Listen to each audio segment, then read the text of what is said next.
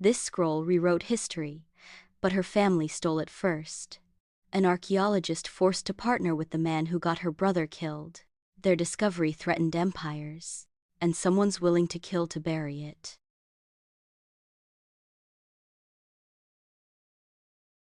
Dust motes danced in the weak London sunlight filtering through the high windows of the British Museum's manuscript room. Dr. Evelyn Reed adjusted her magnifying visor, her fingers, steady despite the tremor in her heart, tracing the fragile edge of a Coptic funerary text. Here, amidst the hushed reverence for the dead, she felt a grim kinship. Her own career, once bright with promise, felt entombed, suffocated by the twin weights of institutional sexism and the lingering disgrace of her father, Lionel Reed, the disgraced Egyptologist accused of smuggling antiquities. Her brother Silas's laughing face flashed in her memory, a ghost that haunted her sharper than any ancient curse. Silas, who died in the Cairo sandstorm of '42, following orders from him. A discreet cough shattered her thoughts. Mrs. Peabody, the perpetually flustered department secretary, hovered. "Dr. Reed? A person is asking for you at the staff entrance. Insists it's urgent. Won't give a name." Her tone implied the visitor was likely peddling fake amulets. Intrigued despite herself, Evelyn navigated the labyrinthine corridors to the unassuming door. The figure waiting was unexpected. A woman in a tailored linen suit, her dark eyes sharp and intelligent beneath a stylish headscarf. Dr. Nadia Hassan, curator of Ptolemaic antiquities at the Alexandria Museum. They'd met briefly at a conference years ago, bonding over shared frustrations about gatekeeping in their field. "Dr. Reed, forgive the subterfuge," Nadia said, her voice low and urgent, carrying the warmth of the Mediterranean even in the damp London air. "May we speak somewhere truly private?" Evelyn led her to a cramped, windowless storage closet, the only true privacy afforded to someone of her marginal status. Nadia didn't sit. She pulled a small, high-resolution photograph from her portfolio and placed it on a crate marked Shapti's Fragile. "Look." Evelyn adjusted her glasses. The image showed a section of papyrus, remarkably preserved. The script was a complex blend of Hellenistic Greek and Demotic Egyptian. Her breath hitched. "This is extraordinary preservation. Where was it found?" 3 days ago, Nadia whispered, leaning closer. "During structural repairs to a Roman-era warehouse near the old Heptastadion in Alexandria's harbor. Workers broke into a sealed chamber, a forgotten annex. Inside, a clay jar, still airtight. This was within." She tapped the photo. "Initial, very cautious translation by our best philologist suggests it's the personal journal of Olympus, Cleopatra VII's physician." Evelyn's pulse quickened. Royal physicians were chroniclers of secrets. "What does it say?" Nadia's eyes gleamed. "Enough to shatter statues. He details her advanced medical knowledge, treatments we wouldn't credit to that era. Her political acumen, manipulating Rome's factions.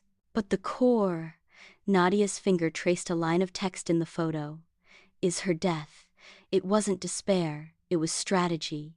A final, calculated act of defiance against Octavian. She cultivated the asp myth, the passive suicide, knowing it would immortalize her as a tragic queen wronged, rather than the vanquished enemy Rome wanted. She orchestrated her own legend." The implications roared in Evelyn's ears. This didn't just adjust history, it dynamited the foundation of Cleopatra's narrative. It was a revelation buried for 2 millennia. "Why come to me?" Evelyn asked, the familiar pang of being overlooked tightening her chest. "The BM has senior Egyptologists." "Precisely why," Nadia stated bluntly. "This needs authentication that Western academia cannot dismiss out of hand. They will demand the heaviest of hitters. That means Professor Alistair Carter." Evelyn recoiled as if struck. Carter. The name was acid on her tongue. The man whose reckless orders had sent Silas into that fatal Cairo raid. The man whose subsequent wartime heroics had cemented his Oxford throne, while Silas became a forgotten footnote. "Carter?" Evelyn's voice was ice. Absolutely not. He is the undisputed authority on Ptolemaic scripts and materials. Nadia pressed, her gaze unwavering. His word is gospel in your institutions, but I know Oxford. I know their tendencies. They will try to own this, to claim it, to diminish its Egyptian origin. I need someone there, with him, who understands the true value, who sees beyond colonial possession. Someone with your meticulous skill for damaged texts. Your work on the Abydos water-stained fragments was brilliant, even if they buried your name in the footnotes. Evelyn felt a traitorous flicker of pride, instantly doused by the image of Silas's smile fading in desert dust. Partner with the man who got my brother killed? You ask the impossible. I ask for the scroll's future, Nadia implored. For Cleopatra's true voice to be heard, not appropriated. The director owes me a considerable favor. He will instruct Carter to accept you as co-lead. But you are the guardian I trust. Without you, Carter's validation risks becoming another act of academic imperialism. Please, Evelyn, this is bigger than old wounds. The weight of the scroll's potential pressed down on Evelyn. Silas had loved history's hidden truths. Could she honor him by helping unearth this one, even if it meant allying with the devil who'd destroyed him? The conflict twisted inside her, a physical pain. Finally, jaw clenched so tight it ached, she gave a single, sharp nod. For the scroll, not for him. The telegram from the British Museum director was terse, bypassing pleasantries. Co-lead authentication Alexandria scroll with Dr. E. Reed. Non-negotiable, Hassan's condition. Professor Alistair Carter crushed the paper in his fist, the crackle loud in the oak-paneled silence of his Oxford office. Sunlight glinted off glass-fronted bookcases housing rare volumes and genuine artifacts, trophies of his reign. Reed? He spat, pacing before the fireplace where a portrait of a stern Victorian predecessor glared down. That woman? Silas Reed's sour-faced sister? She's a glorified cataloger. His voice, usually a weapon of charming authority, held genuine outrage. Arthur Finch, his protégé, hovered near the door, a study in sycophantic concern. Quite irregular, Professor, and inconvenient. Your monograph on Cleopatra's iconography is nearly press-ready. This scroll could complicate things. His eyes darted nervously, already calculating how this disruption might affect his own planned ascent in Carter's shadow. Inconvenient? Carter scoffed, tossing the crumpled telegram onto his immaculate desk. It's an insult, but the scroll, his anger momentarily eclipsed by avaricious curiosity. Olympus's own account? If it's genuine, the potential glory, the absolute dominance it would grant him in the field, was intoxicating. He straightened his already impeccable tie. Very well, if I must endure her pedantry to secure this prize, so be it. But she will understand her place, Finch. She will observe, not interfere. He didn't see the flicker of resentment in Finch's eyes at being excluded from the venture, nor did he truly remember Evelyn Reed beyond a vague impression of quiet intensity shadowing her doomed brother years ago. The journey to Oxford felt like a descent into enemy territory. Evelyn arrived at the imposing facade of Carter's College, her worn valise incongruous against the ancient stone. The air inside Carter's office was thick with the scent of leather, pipe tobacco, and unassailable privilege. He stood by the window, backlit, a silhouette of academic power. Dr. Reed. He didn't turn immediately, letting the silence stretch. When he did, his smile was a thin veneer over glacial condescension. What an unexpected collaboration. He gestured dismissively towards a stiff-backed chair opposite his monumental desk. Do sit. Finch, fetch tea? Weak for the lady, I assume? His gaze swept over her practical tweed suit, a stark contrast to his Savile Row elegance. Evelyn remained standing, her spine rigid. Professor Carter, I trust you've reviewed the preliminary images Dr. Hassan provided? Glimpsed them, he said airily, finally taking his own imposing chair. Fascinating, if authentic, though the notion of Cleopatra as some master strategist in death seems fanciful, more likely the romantic ramblings of a devoted physician. He steepled his fingers. I understand you have some facility with damaged texts. Useful, I suppose, for the grunt work. Finch here will assist you with the preliminary cataloging. Finch, depositing a chipped cup of tea before Evelyn with a barely concealed sneer, simpered. Of course, Professor. Happy to guide Dr. Reed through the basics. Evelyn ignored the tea and Finch. My facility, Professor, includes deciphering complex demotic marginalia and identifying palimpsests that others miss. I suggest we begin with the material analysis. Dr. Hassan provided a small fragment sample. She placed a sealed, padded envelope on the desk, deliberately centering it between them. Carter's eyes narrowed slightly at her directness. He reached for the envelope, his movements precise. Finch hovered like a hungry jackal. From a locked drawer, Carter withdrew the precious photograph and a small, flat box. Opening it revealed the actual fragment, a thumbnail-sized piece of papyrus, protected by glass. The script was minute, breathtakingly clear. Ah, Carter breathed, genuine awe momentarily cracking his arrogance. He produced a heavy brass magnifier, the fiber structure remarkably intact. The ink. May I? Evelyn asked, her voice tight. She needed to see it, to touch the proof with her own eyes, even through glass. Carter hesitated, then slid the box towards her with a gesture that implied great concession. Be careful, this isn't the BM's basement. Evelyn ignored the barb. She pulled her own high-powered loupe from her bag, clicked on the adjustable lamp on Carter's desk, and bent low.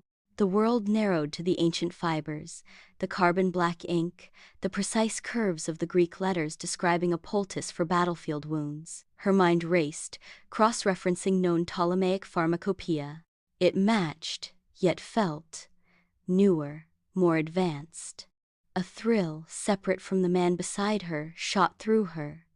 It felt real. She shifted the glass minutely, the light catching the very edge of the fragment where the papyrus frayed. Something tiny, almost absorbed into the fiber itself, glinted. Not ink. A mark. She increased the magnification, her breath catching. It was a cartouche, not an Egyptian royal name, but a unique stylized symbol, a scarab beetle cradled within a stylized R. Her blood turned to ice. She knew that mark. It was burned into her memory, a shameful family brand, Lionel Reed's personal sigil. Her father had used it to discreetly tag finds he considered particularly significant, long before the accusations of smuggling destroyed him. This scroll fragment, it had been in her father's hands. Decades ago. Stolen? Hidden? The implications crashed over her. The scroll's legitimacy, her father's disgrace, her own precarious position, all colliding with the specter of Silas and the man beside her who despised her very presence. The weight of it pressed down, a physical force. She straightened abruptly, the color draining from her face. Carter, observing her reaction with detached curiosity, raised an eyebrow. Problem, Dr. Reed? Find a flaw already? Evelyn met his gaze, the carefully constructed wall of her composure threatening to shatter. The scroll wasn't just a historical bombshell, it was a landmine buried deep in her own past. And she was standing right on top of it, partnered with the man who embodied everything she loathed. The forced alliance had just become infinitely more dangerous. The Mediterranean sun, harsh and unforgiving after Oxford's perpetual grey, beat down on Alexandria. Inside the high-ceilinged, slightly shabby laboratory of the Alexandria Museum, the air hung thick with dust, the scent of ancient papyrus, and simmering animosity. Dr. Nadia Hassan had secured them a workroom, its windows overlooking the bustling corniche and the shimmering expanse of the harbor, a view Evelyn found both beautiful and painfully evocative. Silas had loved this city. The fragile scroll, now housed in a custom-built, climate-controlled viewing case, dominated the central table. The initial shock of her father's cartouche had receded into a constant, low thrum of dread beneath Evelyn's stern focus. She couldn't share it. Not yet. Not with Carter. It was her family's shame, her vulnerability. Their work was a meticulous, high-stakes ballet performed with tweezers, magnifiers, specialized lighting, and brittle fragments. Carter, true to form, commandeered the material analysis. He examined the papyrus fibers under high magnification, comparing them to known Ptolemaic samples from the museum's collection. He meticulously tested minute ink samples, carbon black mixed with gum arabic, analyzing their chemical composition against period norms. His movements were precise, confident, occasionally punctuated by a grunt of satisfaction or a sharp critique of the lab's humidity controls. Evelyn, seated across the wide table, focused on the text itself. Armed with lexicons, grammars, and her own formidable memory, she wrestled with the dense Koine Greek, interspersed with sections of demotic Egyptian marginalia. The physician Olympus's personal notes, she suspected. The medical terminology was staggeringly advanced. Detailed descriptions of antiseptic procedures using distilled alcohol and specific plant resins, complex suturing techniques, even rudimentary understandings of germ theory applied to public sanitation plans Cleopatra had apparently championed. The dosage for this analgesic tincture, Evelyn murmured, more to herself than anyone, tracing a line with a stylus above the glass. It's incredibly precise, calculating body weight ratios. This isn't just folklore. Carter didn't look up from his microscope. Fanciful exaggeration, Reed, or later interpolation. The demotic sections are likely corrupted ritual nonsense. It's not nonsense, Evelyn snapped, her patience fraying. This demotic passage describes a distillation apparatus for purifying seawater. It matches archaeological finds near Canopus previously misdated. It's corroborating evidence, Carter, not corruption. He finally glanced up, his expression one of weary disdain. Distillation? In the 1st century BC? Highly improbable. Your enthusiasm is commendable, but stick to the Greek. Leave the broader historical context to those qualified. Nadia, observing from the doorway while coordinating security, sighed audibly. Perhaps, Professor, Dr. Reed's interpretation of the demotic could be cross-referenced with our own specialists? Collaboration is the point. Carter waved a dismissive hand. Later. The material must be authenticated first, priority 1. He turned back to his slides, effectively shutting down the conversation.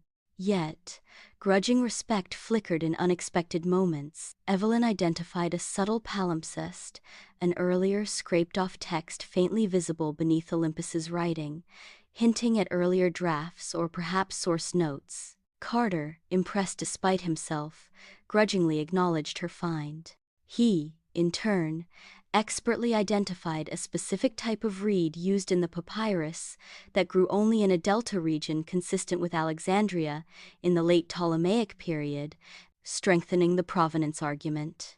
Their arguments were volcanic, fueled by academic rivalry and the deep personal wound Evelyn carried, but the shared intensity of the puzzle created a strange, unstable orbit around the truth. One afternoon, needing specific solvents unavailable at the museum, they ventured into Cairo's Khan el-Khalili bazaar.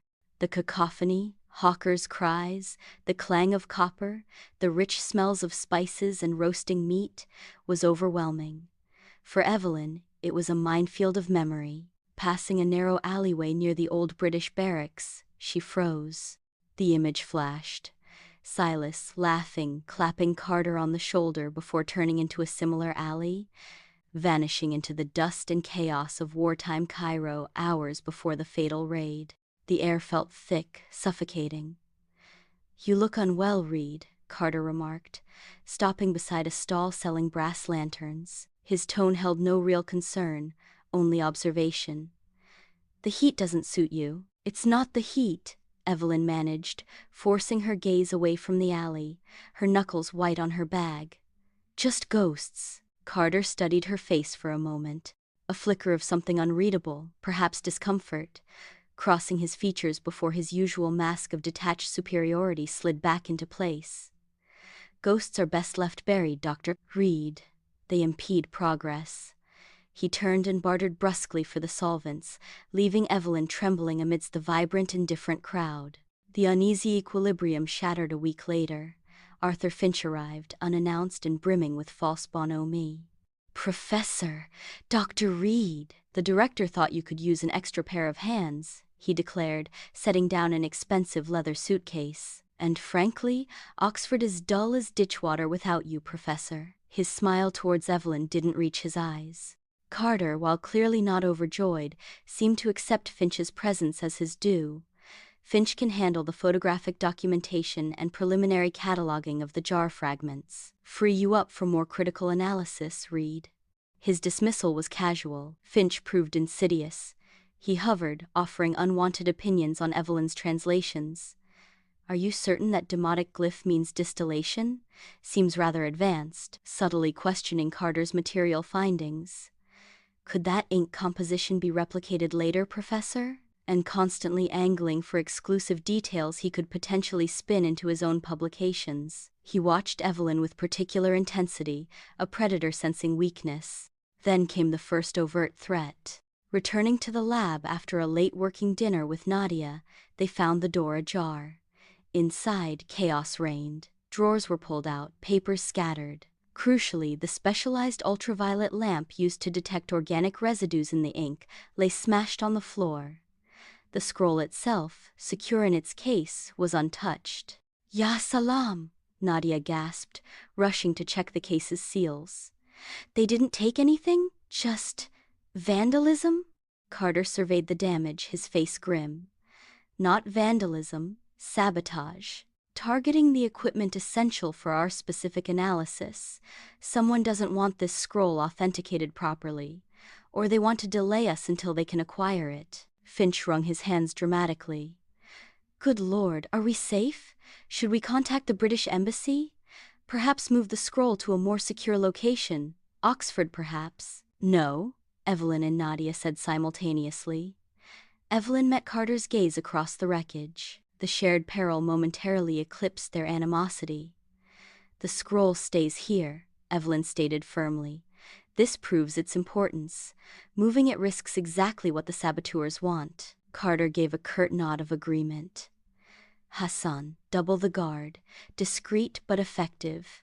Finch, clean this up. Reed, inventory exactly what's damaged.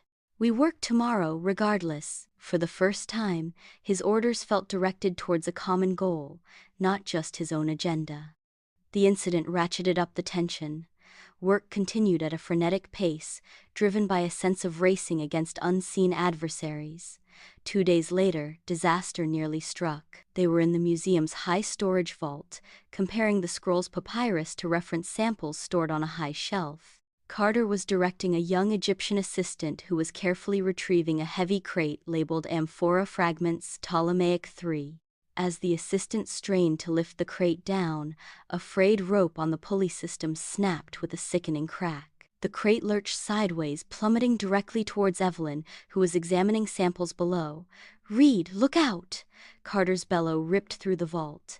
He didn't think. He lunged, not towards Evelyn, but past her, throwing his full weight against a sturdy metal shelving unit beside her. The impact shoved the shelving unit a crucial foot sideways just as the crate slammed down with a thunderous crash of shattering pottery.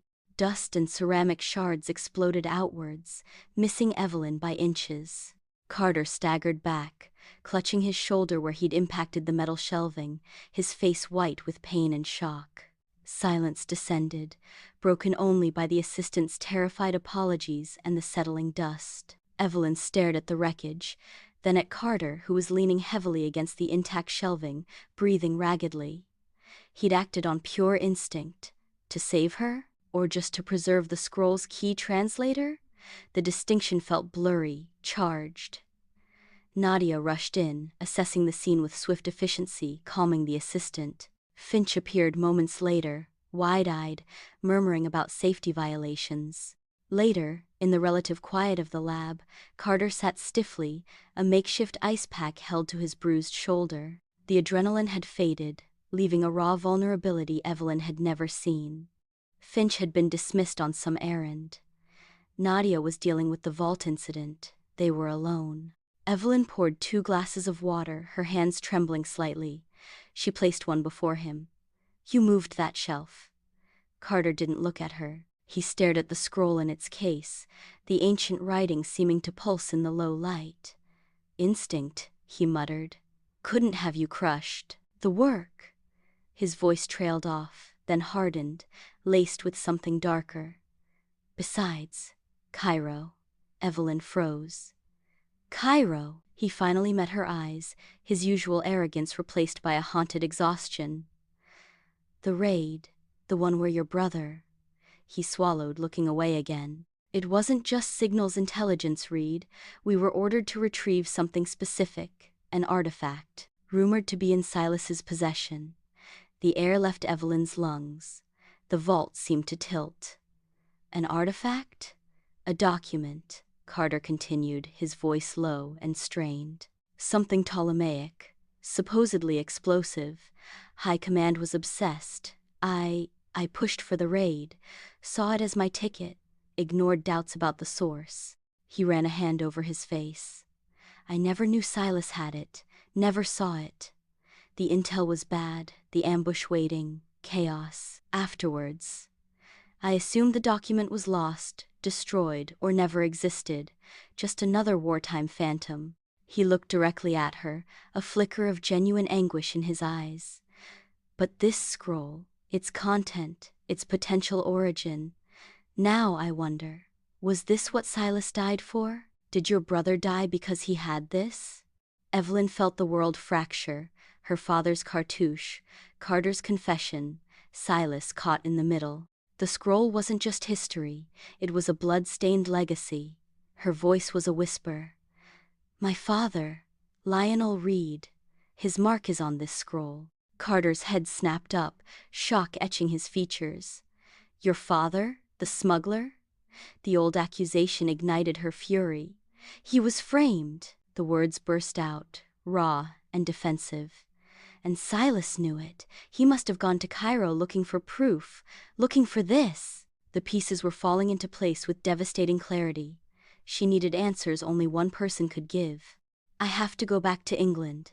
The English countryside, damp and green, felt alien after Egypt's intensity. Evelyn stood in the cramped, overly warm parlor of her childhood home, now a place of faded gentility and lingering grief. Her mother, Margaret Reed, sat by the fire, frailer than Evelyn remembered, her eyes clouded with age but sharpening with concern at her daughter's urgency. Father's work in 1919, Evelyn began, kneeling beside her mother's chair, dispensing with preamble. The Alexandria dig near the Heptastadion. He found something, didn't he? Scrolls? Margaret Reed's hand trembled as she reached for Evelyn's. Tears welled in her eyes. Oh, Evelyn, how did you? One of them has surfaced, Mother. It's monumental, and it bears his mark. Margaret closed her eyes, a single tear tracing a path down her wrinkled cheek. He found them, sealed in a jar, just like the legends whispered. 3 scrolls. He was ecstatic, but also terrified. Her voice was a whisper lost in the crackle of the fire. He knew what they contained, hints even then. Knowledge that challenged everything, knowledge that powerful men, powerful institutions in the West would bury or steal, claim as their own. He saw what they did to Egyptian discoveries, how they erased the originators. He hid them, Evelyn breathed. He did, Margaret confirmed, her grip tightening on Evelyn's hand. He intended to publish translations anonymously, through intermediaries, forcing the world to acknowledge the source material's Egyptian context first. But then, her voice hardened. Then came the accusations, the smuggled artifacts planted by that snake Harrington, jealous of Lionel's find. The scandal destroyed him. He couldn't reveal the scrolls then. It would have looked like a desperate ploy, proof of his guilt. He died broken, believing he'd failed them, failed history. And Silas? Evelyn asked, her heart aching. Silas found Lionel's hidden journals years later, Margaret said softly. After the scandal died down, he believed he could clear Lionel's name if he could find proof Harrington framed him. Proof Lionel hinted might be in Cairo amongst Harrington's old contacts. He thought he could also find where Lionel hid the scrolls. She looked at Evelyn, her eyes filled with decades of sorrow. He went to find justice for his father, Evelyn, and truth. That's why he was there. That's why he joined Carter's operation. He thought Carter, the great Oxford professor, could be an ally against Harrington. He never told Carter about the scrolls. He didn't trust anyone fully yet. Evelyn rested her head on her mother's knee, the weight of understanding settling over her, heavy but clarifying. Her father wasn't a thief, he was a guardian, thwarted. Silas wasn't a hapless victim, he was a seeker of truth, ensnared. The scroll was stolen, but not for greed. For preservation, for justice, a stolen legacy with a nobility she'd never imagined. Burdened by revelation but armed with purpose, Evelyn returned to Alexandria. She sought out Carter not in the lab, but on the museum's rooftop terrace at dusk. The harbor lights were beginning to twinkle, painting the Mediterranean in streaks of gold and purple. He stood apart, his profile etched against the dying light, the bruise on his shoulder visible even beneath his jacket. "Carter." He turned, his expression guarded, expectant. Evelyn didn't mince words. She told him everything. Her father's discovery in 1919, his fear of Western appropriation, his plan for anonymous publication, Harrington's jealous framing, Silas' quest for vindication, how her brother had sought proof in Cairo, leading him to Carter's doorstep, trusting the wrong man for the right reasons. Carter listened in silence, his face growing paler, stonier as the story unfolded. The arrogance drained away, replaced by a dawning horror. When she finished, the silence stretched, filled only by the distant cries of gulls and the murmur of the city below. "My God," he finally rasped, his voice raw. He turned away, gripping the terrace railing until his knuckles turned white. I thought it was just another artifact, a prize, a career boost." He looked out at the darkening sea. "I pushed for that raid, ignored the shaky intelligence because the potential reward, my reward, was so high. I used Silas's eagerness, his trust." He turned back, his eyes meeting Evelyn's, stripped bare of pretense. "I didn't pull a trigger, Reed, but I got him killed as surely as if I had. My ambition, my damned colonial certainty that we knew best."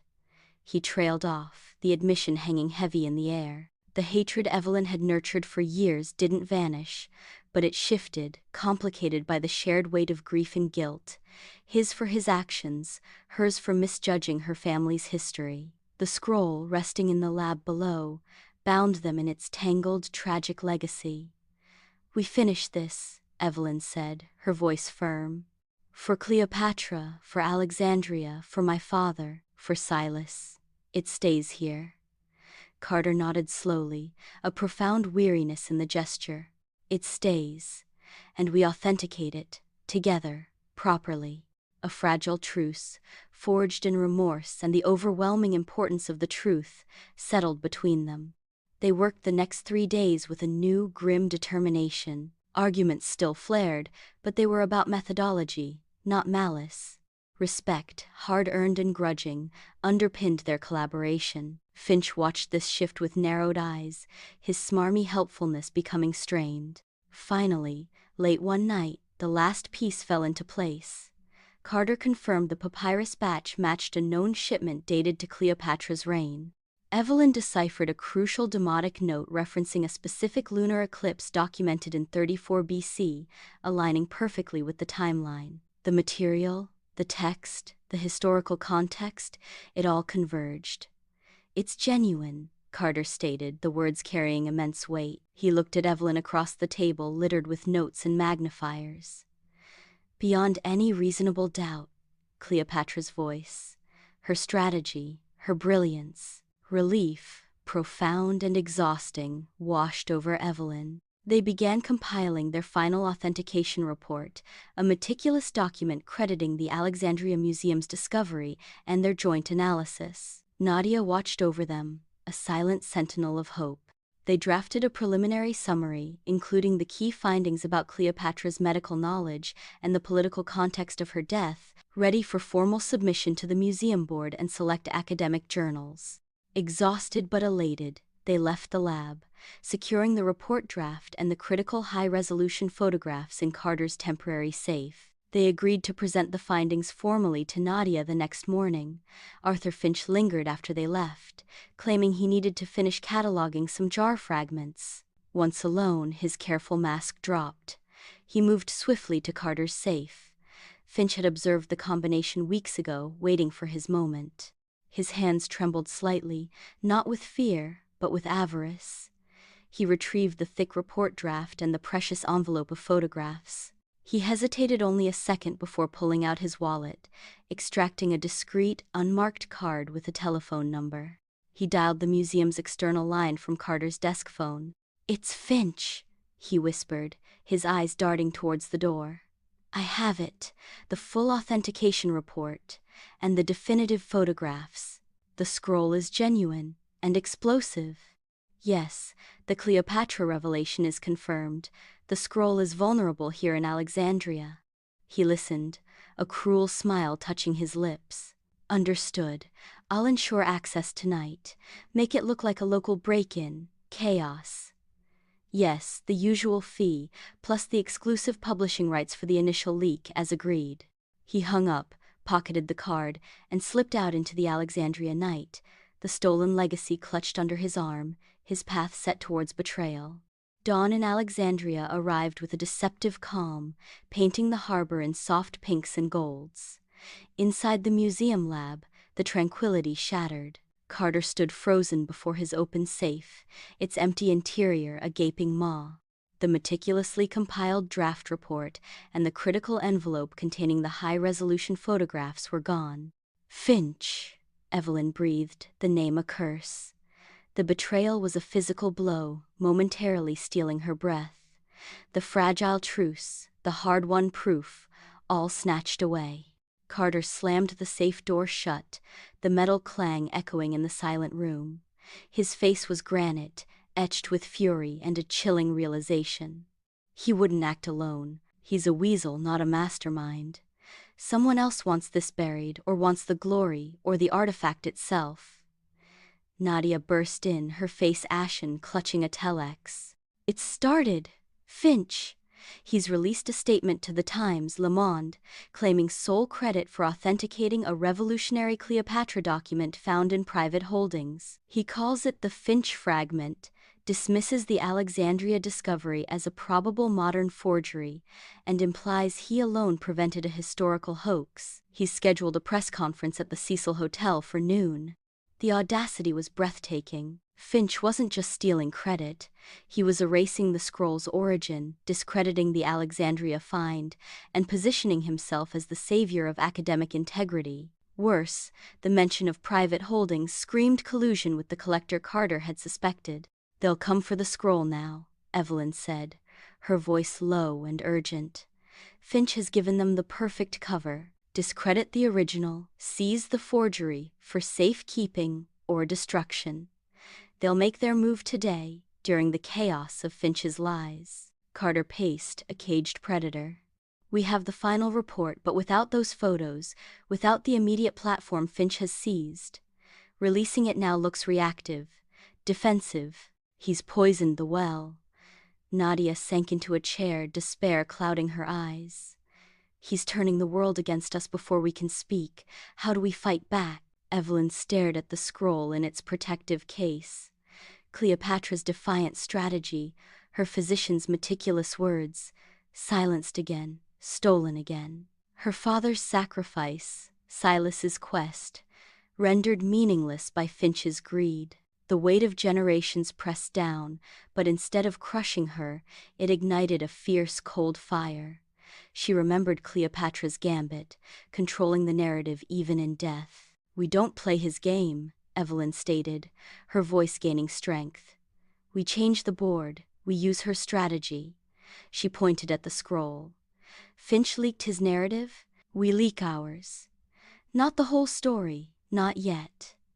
We leak the part the world can't ignore, the part that shines too brightly to be dismissed as a hoax." Carter frowned. "What part?" "Her mind," Evelyn said, her eyes blazing. "Not just her death, her life. Olympus's detailed accounts of Cleopatra's medical advancements, the distillation techniques, the battlefield triage protocols, the public health initiatives for Alexandria's poor. Proof she wasn't just a seductress, but a ruler, a scholar, a healer. She turned to Nadia. You release it, you, Dr. Nadia Hassan, curator of the Alexandria Museum. Announce it as a preliminary triumphant finding from the ongoing analysis of the scroll discovered here in Alexandria. Frame it not as an academic debate, but as a rediscovery of Egypt's lost scientific heritage, of Cleopatra's enduring intellectual legacy for her city. Release the most compelling medical translations now to every major international newswire. Make it about her genius, not Finch's fraud. Nadia's eyes widened, then ignited with understanding. Shift the focus, from ownership to significance, from a stolen artifact to a reclaimed heritage. Exactly, Evelyn pressed. Flood the zone with undeniable brilliance. Force the journals, the historians, the public, to engage with the content. Make Finch's petty theft and slander look like noise, greedy interference overshadowing a global revelation. A slow, grim smile spread across Carter's face, the first genuine one Evelyn had ever seen directed at her idea. The Alexandria Gambit. Use the truth as a shield and a sword. Brilliant, Reed. He pulled out a notebook. I have the key medical passages memorized. We draft the release immediately. Concise, explosive, and unequivocally sourced from the Alexandria scroll. They worked frantically, Evelyn dictating the most startling medical findings, Carter ensuring precise translations, Nadia crafting the narrative framing, a celebration of Egyptian scholarship reclaiming its past. Within an hour, the release was telegraphed globally under Nadia Hassan's name and the Alexandria Museum's official seal. Groundbreaking medical knowledge of Cleopatra VII revealed in Alexandria Scroll. Advanced healing techniques predate known science. The effect was instantaneous and seismic. Finch's noon press conference at the Cecil became a circus. Reporters, already buzzing from the Alexandria release, hammered him with questions he couldn't answer. Where were his details on Cleopatra's medical breakthroughs? How did his private fragment relate to the Alexandria discovery he dismissed? His smarmy confidence evaporated into flustered evasion. His narrative crumbled before it could solidify. The world wasn't talking about Arthur Finch, it was talking about Cleopatra the healer and the scroll in Alexandria that revealed her. But the victory was fragile. As dusk fell, the museum, usually quiet, felt unnervingly still. Enhanced security was visible, but Nadia, Evelyn, and Carter knew Finch's collaborators wouldn't rely on subtlety now. The collector wanted the physical prize. They decided to move the scroll itself to the museum's most secure vault, a reinforced chamber deep within the basement levels, until the formal authentication announcement could be made. They descended the narrow service stairs, the air growing cooler, damper. Nadia led, carrying the heavy access keys. Carter followed, bearing the climate-controlled case containing the scroll with reverent care. Evelyn brought up the rear, alert, every nerve taut. The only sounds were their footsteps echoing off the stone walls and the distant hum of the climate control system. They reached the heavy, steel-reinforced door of the high-security vault. Nadia began the laborious process of unlocking the multiple bolts. As the final lock clicked open, shadows detached themselves from the deeper darkness of the corridor behind them. 3 men, large, moving with silent purpose, blocked the way back to the stairs.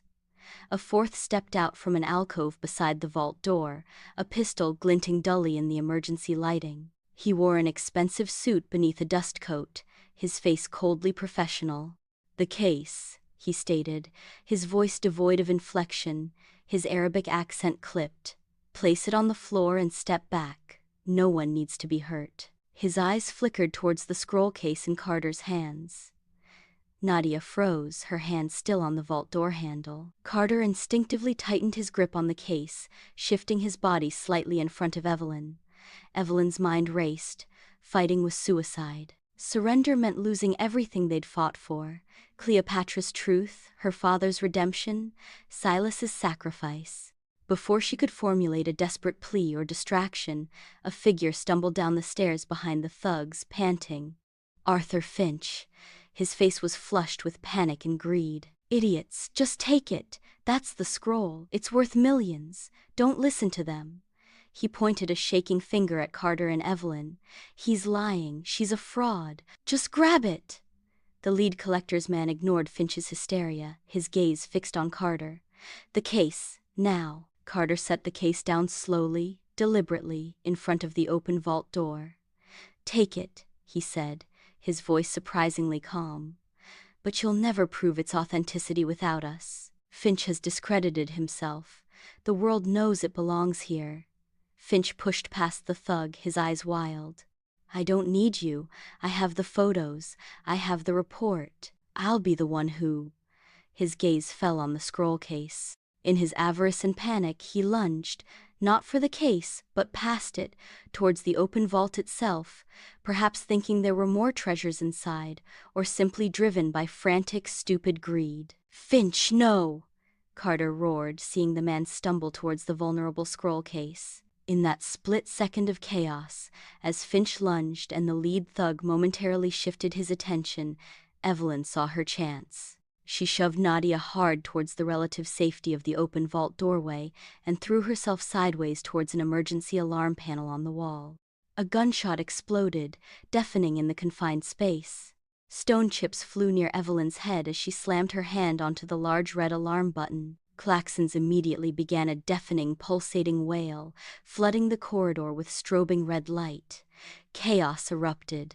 The thugs, momentarily blinded and disoriented by the sudden light and sound, hesitated.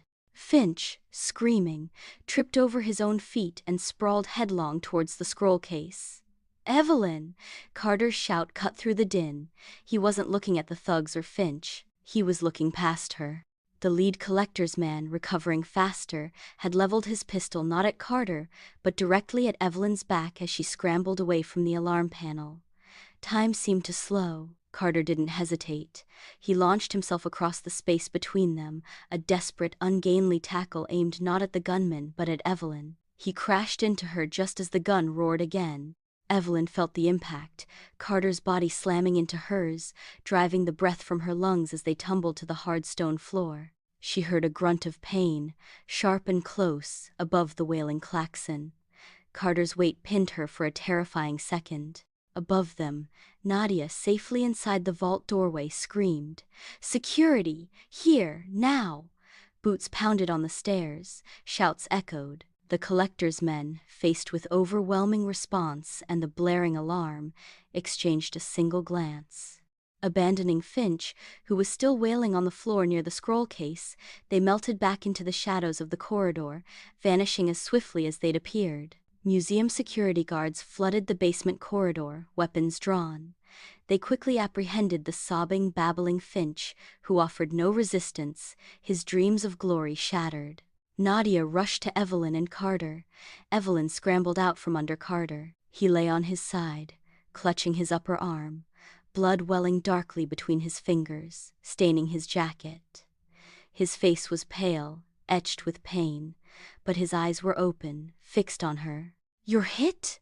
Evelyn gasped, pressing her own hand over his, applying pressure. "Just a graze, I think," Carter managed, his voice tight. "Lucky. Shot." He winced, trying to sit up. "The scroll?" "Safe," Nadia confirmed, gesturing to the case, miraculously untouched near the vault entrance. "Thanks to you, both of you." She looked at Carter with new respect, then at Evelyn. "That alarm, that gambit, you saved it." Security hauled Finch to his feet. He stared at Carter's bleeding arm, then at Evelyn's blood-smeared hands pressing against it, his expression one of utter incomprehension. "Why?" he whimpered, directed at Carter. "Why her? She's nothing." Carter met Finch's gaze, his own filled with contempt and a hard-won clarity. "Because some things," he said, each word deliberate, laced with pain and conviction, "are worth more than stolen credit, Finch. Infinitely more." In that moment, hunched on the cold stone floor, his arrogance stripped away by pain and sacrifice, his eyes holding hers with an unguarded intensity. Evelyn saw past the Oxford Don, past the man who had shattered her world. She saw the flawed, guilt-ridden man capable of risking himself for her, for the truth they'd fought so hard to uncover, the final barrier, the wall of pure hatred she'd built brick by brick over years, didn't collapse, but it cracked, allowing a sliver of something else, understanding, perhaps the faintest possibility, of absolution, to seep through. The wound he'd taken for her began the slow, painful process of healing wounds far older and deeper. The formal announcement, when it came, resonated like a clarion call, flanked by Egyptian officials and international observers in the Grand Hall of the Alexandria Museum. Dr. Nadia Hassan stood proudly before the assembled press. Behind her, displayed with reverence in a state-of-the-art case, rested the scroll. Spotlights illuminated the ancient papyrus, a silent testament to resilience. "Ladies and gentlemen," Nadia announced, her voice ringing clear, "the Alexandria Museum, in collaboration with Dr. Evelyn Reed and Professor Alistair Carter, is proud to formally authenticate the Scroll of Olympus, physician to Cleopatra's seventh Philopator." She detailed the rigorous process, emphasizing the joint expertise and the corroborating evidence. She spoke not just of Cleopatra's death, but of her life, her medical acumen, her political strategy, her vision for Alexandria. "This is not merely an artifact," she declared. "It is a vital piece of Egyptian heritage, a voice from Alexandria's glorious past, silenced for millennia, now rightfully returned and reclaimed." Evelyn, standing beside Carter, whose arm was in a crisp white sling, felt a wave of profound relief and vindication wash over her. Nadia's words echoed her father's thwarted intentions, honored Silas's fatal quest. As Nadia concluded, acknowledging Evelyn and Carter by name for their pivotal roles, the applause was thunderous. Cameras flashed, capturing the moment, the scroll in its rightful home, the Egyptian scholar leading, the marginalized woman and the chastened Oxford Don standing not as conquerors but as collaborators. Western academia scrambled. Finch, exposed as a fraud and thief, faced professional ruin and potential criminal charges. Journals that had eagerly courted his scoop now published groveling retractions and clamored for access to the real work. The narrative, thanks to the Alexandria Gambit, was firmly anchored in Egypt. The conversation was about Cleopatra's brilliance, not artifact provenance wars, though the latter simmered, forcing institutions to confront their colonial pasts more openly than they had in decades. Offers flooded in for Evelyn. Oxford, contrite and suddenly eager, dangled a senior research fellowship. The British Museum proposed a prestigious new department head position. Paris, Berlin, New York, the world beckoned. Evelyn stood on the museum's rooftop terrace weeks later, the late afternoon sun warming her face. The harbor glittered, timeless. The frantic energy of the past months had settled into a profound, weary peace. Nadia joined her, holding 2 small cups of strong Egyptian coffee. "They still want you, you know," Nadia said, handing Evelyn a cup. "Oxford especially. They think throwing a title at you erases everything." Evelyn took a sip, the bitter coffee grounding her. "They don't understand," she said softly, looking out at the city, at the library, at the sea. "My father tried to protect knowledge from them. Silas died trying to clear his name and find truth here. This scroll, it belongs here, and so do I." She turned to Nadia, a determined light in her eyes. "My work is here now, helping you build something new, something that honors the past without plundering it." Nadia smiled, a true smile of deep respect and shared purpose. "Then welcome home, Dr. Reed." A few days later, Evelyn found Carter on the same terrace. He was leaning on the railing, looking out, his profile thoughtful, the sling gone but a stiffness remaining in his shoulder. He turned as she approached. "Reed." His greeting was neutral, but the habitual condescension was absent. "Heard you turned down Oxford. Bold move." "Honest move," Evelyn corrected. She leaned on the railing beside him, not too close, but not at a distance. The silence stretched, comfortable in a way it never could have been before. "I've resigned my chair," Carter said abruptly, still looking at the sea. "Effective immediately." Evelyn blinked, genuinely surprised. "Why?" He finally looked at her, his expression complex. Regret, humility, a dawning sense of purpose. "Oxford, my position. It was built on a foundation I no longer recognize. Or respect." He paused, choosing his words carefully. "What we did here, finding the truth, fighting for it, even when it cost." He gestured vaguely towards his shoulder. "It mattered, in a way chasing accolades never did." He met her gaze. "I've requested access to the museum's archives. As an independent researcher, there's much more to understand about this city, this scroll's context.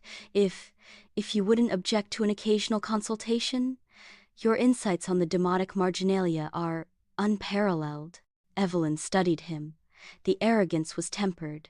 The guilt was still there, but it was no longer hidden. It was acknowledged, a part of him he was learning to carry. He wasn't asking for forgiveness. He was asking for a chance to contribute differently, humbly. She took another sip of her coffee.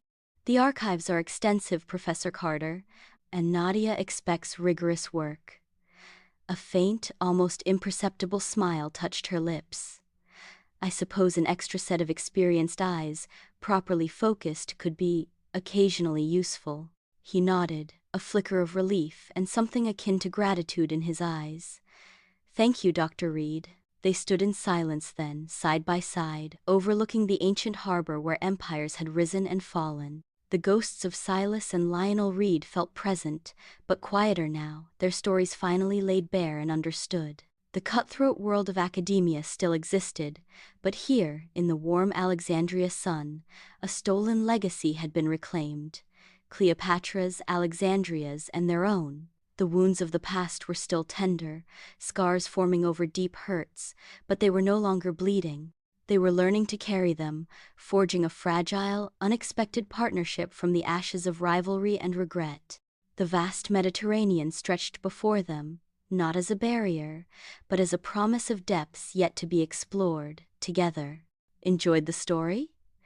Like, subscribe, and hit the bell so you never miss the next one.